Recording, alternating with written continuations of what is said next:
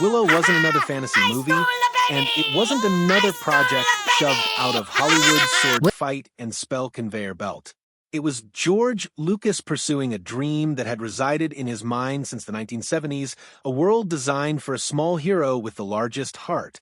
It was also Ron Howard risking his directing career on something he'd never done before, leaving the comfort of warm dramas and smaller tales to tackle a sprawling, globe-spanning, effects-heavy epic. Behind the magic and battles, the production itself was a war of exhaustion, bruises, weather technology, and egos. The making of Willow was its own adventure, sometimes more perilous than what was played out on screen. And hidden within that tale are 20 odd, intriguing, and little-known facts, secrets of casting heartbreaks, experimental effects, real-life love affairs, and the stubborn tenacity of a film that faltered in theaters but survived in memory. It started with a 17-year-old emerging from behind a mask, claiming visibility for the first time in his life. That wasn't fantasy. That was the creation of a hero the genre had never dared to place at the center before. If this kind of story touches your heart, if you're someone who cares about truth, responsibility, and speaking up for the voiceless, please like this video, subscribe to our channel Spark Science, and share it with someone who should hear it. Let's get started. Prior to Willow, Warwick Davis had never really been noticed. At the age of 11, he had played Wicket the Ewok in Return of the Jedi. Fans loved the little creature with the large eyes and furry face, but Davis himself was hidden beneath foam, fur, and latex. To the world, he was invisible, another masked performer concealed within George Lucas's world. 6 years passed, and Willow revolutionized everything. At 17, still a teenager, Davis emerged from behind the costume and bore an entire fantasy epic on his shoulders as Willow Ufgood, the unassuming farmer who becomes an unlikely hero. This was not a supporting role or another character in disguise. He was the movie. Fans saw his face, heard his voice, knew his name, and saw him lead a blockbuster on his own terms. For Davis, this was the role that made him visible, unforgettable, and impossible to overlook. It changed his career, providing him with a platform that later resulted in appearances in Harry Potter, new Star Wars movies, and dozens of other films. Without Willow, Warwick Davis may have remained the faceless Ewok. With it, he became one of the most recognizable little-person performers in the history of cinema. But Willow itself had origins far deeper than Davis's casting. In the early 1970s, George Lucas had jotted down notes for a fantasy adventure he titled Munchkins. It was a tale of a little man fighting against impossible odds. Hollywood at the time wasn't ready, and the technology to make it happen didn't exist. So the idea languished in a drawer, another dream waiting for its spark. That spark came on the set of Return of the Jedi. Watching 11-year-old Warwick Davis bring humor, vitality, and something indefinable to the furry Ewok, Lucas saw his old story had found its hero. He took out the notes, reworked the story, and constructed a world not for a generic leading man, but for Davis himself. This wasn't about casting calls or auditions. Lucas wrote Willow from scratch with Davis in mind, fulfilling a promise he had made quietly during Star Wars. Without Davis, the movie might not have happened at all. Of course, Lucas could imagine worlds, but he needed a director who could make people believe in magic. He approached Ron Howard, fresh from his Oscar triumph with Cocoon. Howard had demonstrated he could balance heart and special effects, but Willow was a huge leap into the unknown. He had never directed anything on this scale: sprawling battles, creatures, magical battles, and location shoots in 3 countries. He later confessed it almost broke him. The logistics of managing hundreds of extras, wrangling unpredictable weather, and developing untested technology pushed him to the limit. But it also transformed him. Cocoon had made him respected. Willow made him fearless. It was the movie that proved he could deliver big, effects-driven spectacles, setting him up for the blockbusters he would direct later in his career. At its core, Willow is the ultimate underdog tale. And that wasn't by accident. George Lucas had always been drawn to stories of the little guy getting his due, Luke Skywalker battling the Empire, teenagers fighting the establishment in American Graffiti. But with Willow, He wanted the metaphor to be literal. The hero wasn't just underestimated, he was physically smaller than everyone around him. Warwick Davis as Willow Ufgood is mocked, dismissed, and told he's weak. But he gets up to save baby Elora Danon and battle an evil sorceress with courage no one anticipates. His triumph rings true, because the very thing that led others to underestimate him is the thing that made him strong.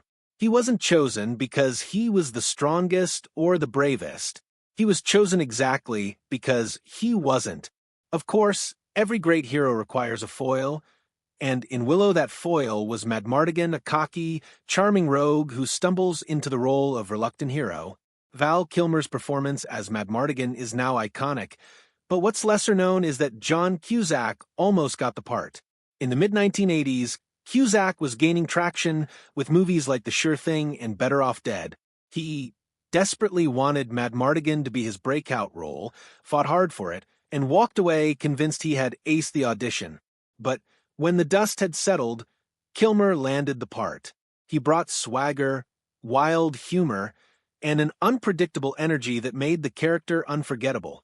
Cusack confessed years later that losing Madmartigan hurt deeply, one of the auditions he could never quite get over. For Kilmer, the role was destiny. For Cusack, it was a wound that lingered. Not all of the film worked, however. One of the greatest disappointments was the climax.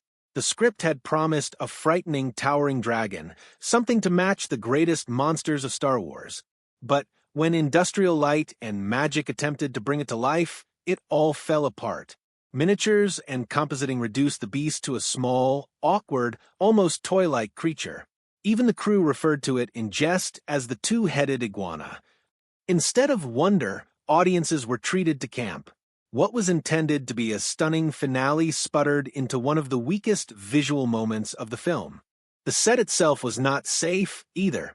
During one battle sequence, stunt coordinator Vic Armstrong conceded that things got sloppy. Extras wielded real weapons interspersed with rubber ones. Fights became disorganized and injuries occurred.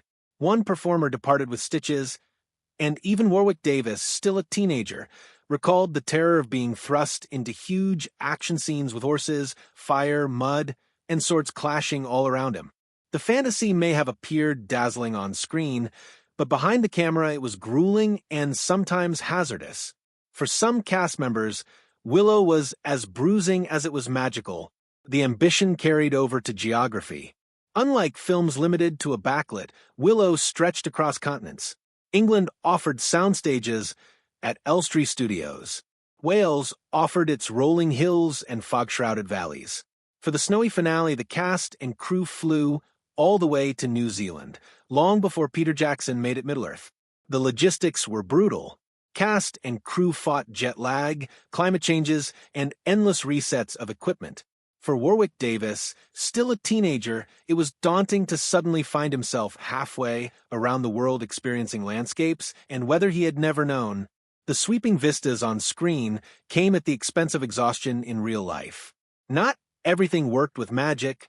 The Brownies, small comic relief figures, were audience favorites, but a nightmare to work with. Every scene with Kevin Pollak and Rick Overton had to be filmed on blue screen and composited into the footage afterwards. Their movements never quite matched the pacing and rhythm of the full-sized actors, so entire sequences had to be rebuilt frame by frame. The Brownies were hilarious on screen, but for the effects team, they were a nightmare. The problems weren't confined to production.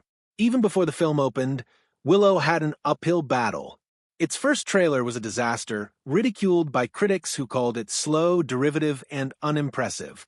Executives panicked, fearing the film was dead on arrival. But George Lucas would not panic. He knew the final cut would speak for itself, and in time it did. The movie found its audience in theaters despite the trailer curse, proving that the magic couldn't be contained in a 2-minute preview. Romance wasn't part of the original plan, but the film's heart changed once cameras began rolling. Madmartigan and Saoirse's romance barely existed in the script, but Ron Howard saw something between Val Kilmer and Joanne Whalley. Their chemistry crackled on screen, so he ran with it, rewriting dialogue and letting their energy propel the romance. The love story grew organically, messy, and unpredictable. And it didn't end when filming did. Kilmer and Wally fell in love in real life, marrying the following year. What began as an improvised subplot became both the heart of the film and a genuine Hollywood romance. George Lucas, meanwhile, wasn't above a little petty fun. The monstrous two-headed dragon was named Iborsisk, a not-so-subtle dig at critics Gene Siskel and Roger Ebert, who had ridiculed Lucas's previous efforts. Rather than ignoring them, Lucas immortalized them as a slimy beast for his heroes to slay. It was playful, and it guaranteed their names would live forever in fantasy infamy. The title Willow itself was not the first.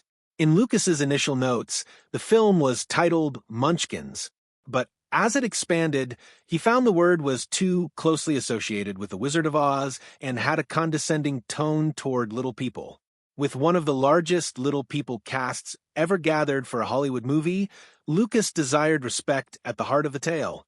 He retitled the film after its hero, moving the focus to an individual, not a curiosity. It was Willow's tale, not someone else's.